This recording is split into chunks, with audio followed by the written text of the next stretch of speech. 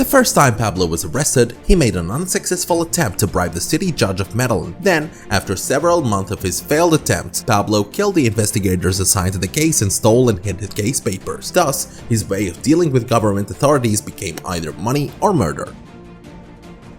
When the conflict between Pablo and the Colombian and American regime intensified, those close to him advised him to travel to Panama, and he had private planes to do so. His response was refusal, and he said, "I will not leave my country Colombia, and I will not die in a land other than that." Patron Pablo Escobar Javera. When Don Pablo agreed to be imprisoned in a prison of his manufacture and they called him the Cathedral, America wanted Colombia to prove that he was real inside a prison because all the guards of the Cathedral at the time were Pablo's men. So they asked Pablo for a picture of him behind bars to calm the American situation. So he agreed, but in the photo he wore the hat of the Soviet Union, which was at the time at war with America, and this was a great mockery of the American sovereignty, which made them the object of ridicule from all the media. It is ironic that America commissioned Netflix to make the Narcos series to show the crimes of Pablo Escobar. Yes, the series succeeded, but the audience loved Pablo Escobar more, and this was just not taken into account. Did you know that Narcos series faced many problems in advertising for it on social media because every hashtag that deals with the name Pablo Escobar is automatically banned on these sites, especially Instagram? This is a picture of the real Pablo Escobar and his wife, whose story was the series Narcos produced by Netflix. It is said that Pablo Escobar in his adolescence and beginning in his entry to the criminal world was one night sitting with his friends in a session of alcohol and drugs. So the police suddenly entered them and an officer ordered his arrest because he was wanted by justice, and he grabbed him out and took him to the station. Upon their arrival, the officer himself took him into custody with the rest of the criminals and went to sit down on his desk. And immediately after sitting on the chair, his personal phone rang. The wife of the policeman. He answered her and she said to him while she was collapsed, "They kidnapped our daughter. There are people who kidnapped our daughter now." He said to her, "Okay, close it now and don't worry." After he hung up with his wife, he went straight away and opened the door of detention and took out the accused who had brought him that night. And without speaking to him any word, he rode with him in his private car and took him back to the house from which he took him and left him free to complete his evening with his friends. On the officer's way back, his wife called him again and told him that their daughter had come home and was unharmed. The officer replied and said, "I know, these are Pablo's friends who didn't let their friends to sleep one night at the station." This is a rare picture of the leader Pablo Escobar with his family. Pablo Escobar was broadcasting drug prices on public radio in Colombia. And you, what are you selling to say the price in private? My mother needed an urgent surgery. I took her to the government hospital, so they asked me for a large sum of money that I do not have. I went to the priest of the church and he told me that life and death are in the hands of the Lord. So I had no choice but to go to Pablo Escobar. So he gave me the money and treated my mother. I will never forget the beauty of this man. So how do you want me after this? To love the government, to trust the clergyman, and hate Pablo? This is what Colombian citizen Jairo said when they asked him why he loves Escobar so much. Actor Wagner Moura, who played Pablo Escobar in the famous Netflix series Narcos, is of a Brazilian origin, and he had to learn Spanish to play his role in the series because his language is Portuguese and he really mastered it with distinction. Pablo Escobar smuggled $70 million of cocaine every week, equivalent to $20 billion in profits annually. Maurice Comte played the role of an addict in the series Breaking Bad, while in the series Narcos he appears as a colonel trying to bring down Pablo Escobar. The pilot who was responsible for shipments to and from Colombia actually died under anesthesia and plastic surgery. The official of the filming sites in the third and first part of Narcos Mexico was found dead in his car in the manner of gangs in one of the streets in Mexico. Pablo Escobar grew up in a very poor family. His father was a farmer and his mother was a primary school teacher. He had 6 other brothers. They lived in extreme poverty. Pablo lived his childhood as a witness to this poverty, and his mother struggled to provide food for the family. At the age of 5 years old, Pablo told his mother to wait for him. When he grows up, he will become the richest man in the world, and he did that after he became the biggest drug dealer known to mankind.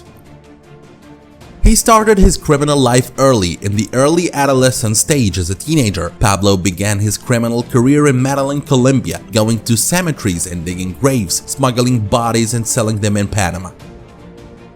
Pablo's first real money from crime was by asking for ransom. With the development of Pablo's criminal abilities, before entering directly into the drug world, he made his first big money-making business, which was kidnapping of a Medellin city official and demanding a ransom of $100,000. When he started working in the cocaine trade, he was traveling inside the United States by himself to smuggle drugs. When he started dealing in drugs, he was traveling by plane himself to smuggle drugs from Colombia to Panama via smugglers in the United States of America. When the plane he was driving came out, he hung it on the door of his farm in her memory. He was smuggling drugs inside the wheels of American planes. With the increase in cocaine smuggling in America, Pablo Escobar smuggled the drug inside aircraft wheels. The pilots were paid about $500,000 per flight. Pablo Escobar was responsible for 80% of the cocaine found in the United States of America. At the height of his hegemony, Pablo was responsible for smuggling 80% of all cocaine into America. It is said that 4 out of 5 cocaine addicts used Escobar's cocaine. Tons of cocaine were smuggled daily into the United States. He smuggled the equivalent of 15 tons of cocaine every day into the United States. This figure is equivalent to the weight of 4 elephants of large size. He also purchased the Boeing 727 fleet, dismantled all the passenger seats and replaced them with cocaine purses, and traveled loaded with about 10 tons of cocaine to America daily. He was making $60 million a day, $420 million a week, or about $22 billion annually. $4,000 worth of what he was paying to buy rubber bands to keep money. In his book, The Accountant's Story, Pablo's brother Roberto mentioned that for about $1,000 a week, they were buying rubber bands to save money. And considering how cheap they are, that means a lot of laces for a ton of money. Rats eat more than $2 billion a year. As Pablo's fortune grew, he was building warehouses just to save money, and he was losing 10% of his wealth annually because of the mice that were living inside the stores and eating money. Pablo Escobar was one of the richest billionaires in the world. Forbes magazine listed Pablo Escobar among the world's richest people. His net worth from the drug trade was estimated at about $30 billion at the time. He used to store money in barrels and bury it underground because he had no space. With the increase in money and profits significantly, and with the depletion of stores, he used to store money in barrels and bury it underground because he had no space. Escobar's rule in life: silver or kill. After his first arrest, he decided that it would not happen again. He was famous for his silver or kill rule, plata o plomo, accept money or face bullets. He was afraid of all the officials, in addition to the fact that he bribed them with unparalleled generosity. He was a thug and killed thousands of people. Pablo was responsible for the deaths of about 3,000 people. He would kill anyone who tried to obstruct his path. So he killed 3 presidential candidates in Colombia, the Minister of Justice, the Colombian Attorney General, more than 200 judges, more than 1,000 police officers, and a large number of ordinary citizens. He blew up a civilian plane. In his attempt to kill the presidential candidate Cesar Guevara, Pablo Escobar instructed his men on board the candidate's plane to plant and detonate the bombs. Indeed, the bomb exploded in the plane in mid-air, killing 110 passengers, including 2 Americans. He had many nicknames during his life. Pablo had many names during his life. His friend nicknamed him Don Pablo, Doctor, Lord, Godfather, and Emperor of Cocaine. He bought government men and the Colombian parliament. Pablo made so much money that he decided to buy his way into Colombian politics and legitimize himself. He supported a political party, therefore money, and succeeded in being elected to the Colombian Senate, thus gaining judicial immunity, preventing him from being tried on charges of smuggling drugs. This helped him to obtain a travel visa to the United States and buy his mansion there in Miami. Pablo married his wife when she was 15 years old. When Pablo was 25 years old, Escobar fell in love with his younger sister's girlfriend, Maria Victoria, who was 13 years old, and then 2 years later he married her. They had 2 children, Juan Pablo and Manuela.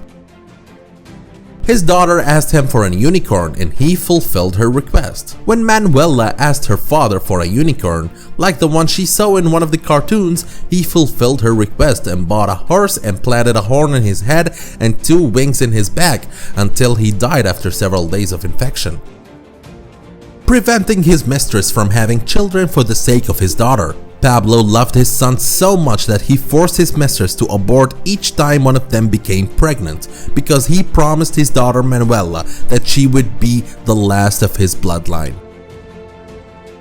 He liked to party to make his friends too happy. Pablo loved to entertain and please his close friends, and he might even hire Colombian beauty queens to entertain him and his friends one day. He used to hold competitions between the contestants, and whoever wins get a luxury sports car right away.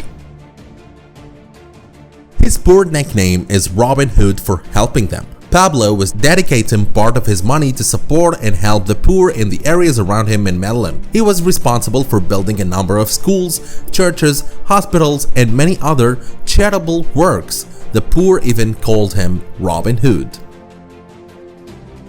He lived in the legendary Hacienda Los Napoles Palace. In 1979, Pablo established his legendary palace, Hacienda Los Napoles, on an area of 7,400 acres. The purchase and construction of the land cost about $63 million. The palace had a horse racing circuit, swimming pools, a zoo dedicated to him only, with many extinct animals not found around the world.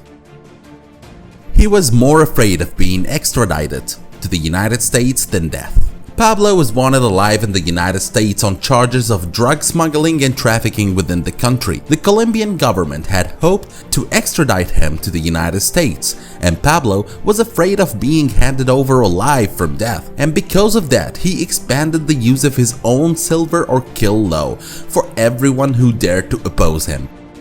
Led militias to bomb the House of Justice in Colombia. Pablo planned and executed the armed militia attack on the Colombian House of Justice, and he destroyed all the records incriminating him inside the archives of the House of Justice. Pablo is said to have paid $1 million to the government to do this. More than 100 people were victims of this terrorist attack, in addition to 25 judges out of 50 representing the House of Justice.